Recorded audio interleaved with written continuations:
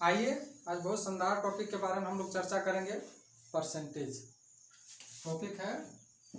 Percentage देखिए, अगर math को पूरे टिका कर रखा हुआ है ना, मात्र दो टॉपिक कौन कौन, एक परसेंटेज हो गया और एक रेशियो एंड प्रोपोर्शनल हो गया। अगर ये दोनों टॉपिक अच्छा से क्लियर हो जाएगा ना, अच्छा से अगर क्लियर हो जाएगा तो समझिए मैथ का आपका 70% सिलेबस आपका ये टॉपिक से क्लियर हो जाएगा। ये टॉपिक का पूरा 70% होल बुक का क्लियर हो जाएगा। और ये दोनों टॉपिक के बारे में विस्तार से समझ गए हैं तो क्वेश्चन आप लोग के बहुत इजी बनेगा। इजी बनने का रीजन है कि सारा क्वेश्चन यही दोनों पे परसेंटेज और रेशियो पे ही डिपेंड होकर बना हुआ है। तो ये दोनों पहले अच्छे से समझ लीजिए, उसके बाद धीरे धीरे हम लोग क्वेश्चन पढ़ेंगे तो उस चीज के बारे में बात करेंगे हम लोग।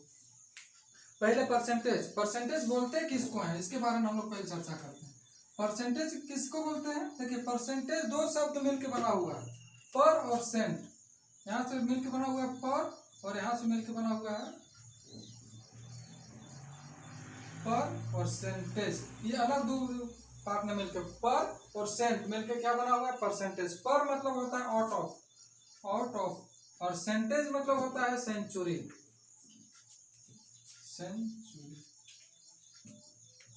तो परसेंटेज मिलकर बना आउट ऑफ सेंचुरी, कहने का अर्थ है एक में 100।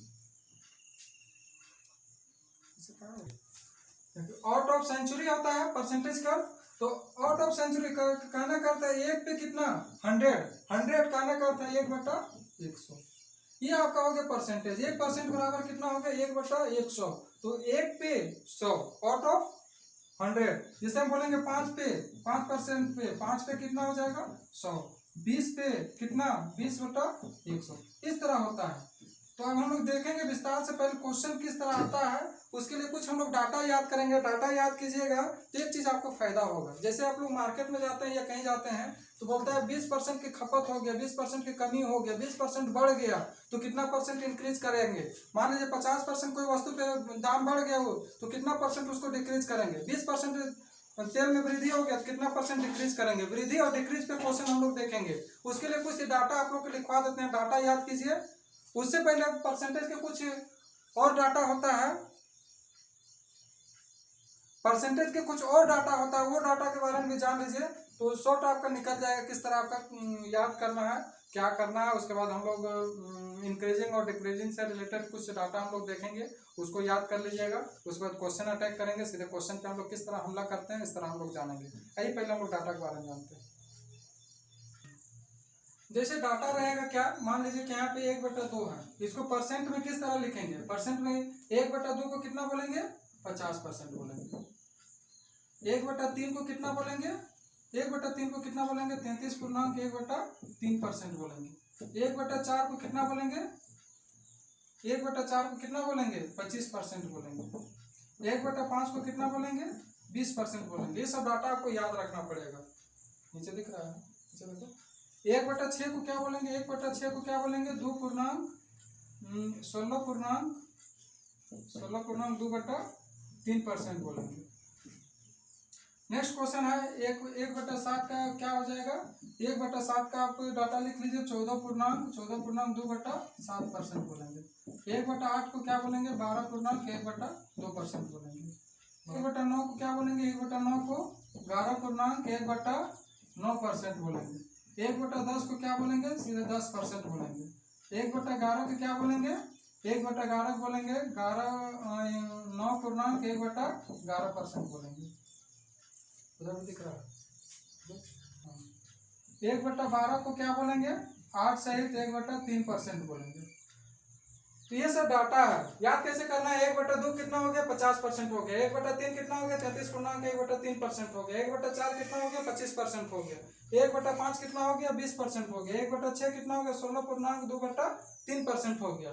1/7 कितना हो गया? 14.2/7% हो गया। 1/8 कितना हो गया? 12.1/2% हो गया।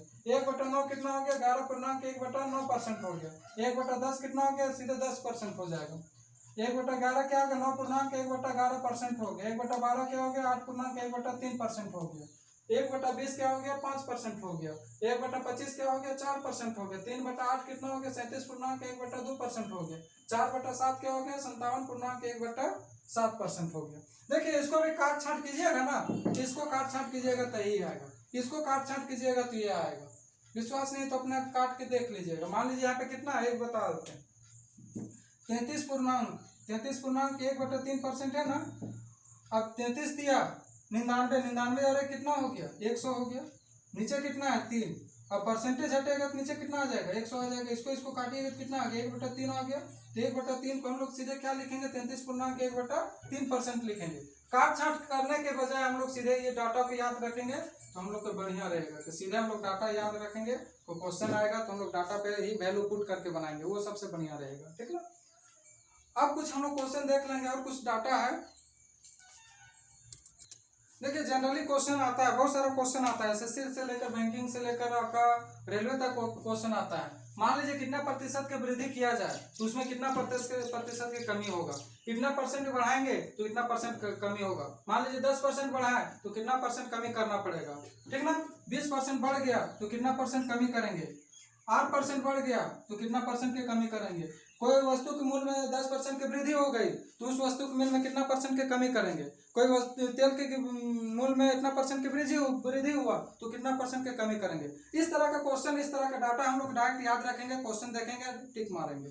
तो पहला क्वेश्चन हम मान लीजिए 10% कोई वस्तु के मूल्य में वृद्धि हुआ, 10% वृद्धि हुआ तो कितना परसेंट कमी करेंगे, तो कितना परसेंट कमी करेंगे, 9.1/11% हम क्या करेंगे, कमी करेंगे। देखिए एरो का महत्व कुछ और है, ये एरो का महत्व है, एरो मतलब ये बढ़ना और ये एरो मतलब ये होता है घटना, ठीक ना।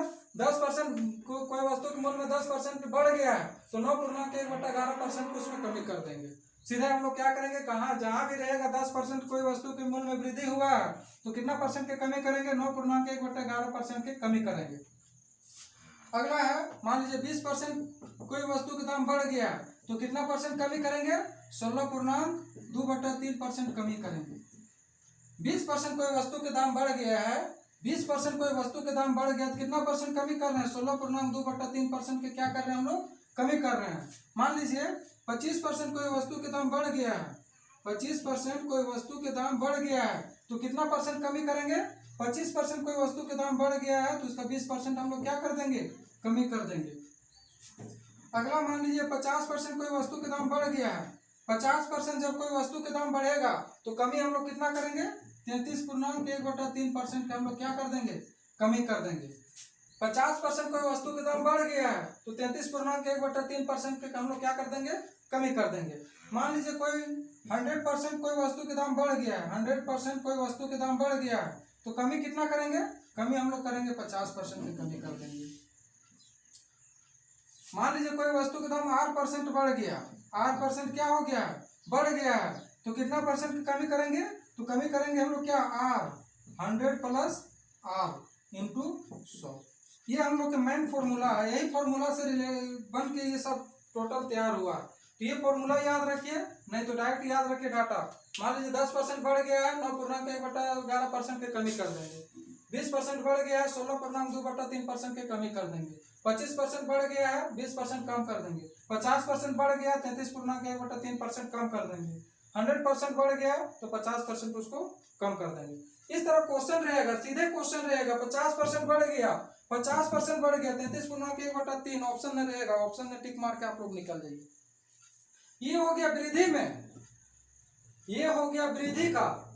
अब इसी तरह होता है कमी में। आइए कमी के भी डाटा हम लोग देख लेते हैं, उसके बाद हम लोग बात करते हैं। आइए देखते हैं प्रतिशत में कमी। जब कमी होगा तो कितने परसेंट का वृद्धि करेंगे। उस समय था वृद्धि था तो कम किए थे, अब कमी है तो अब वृद्धि करेंगे।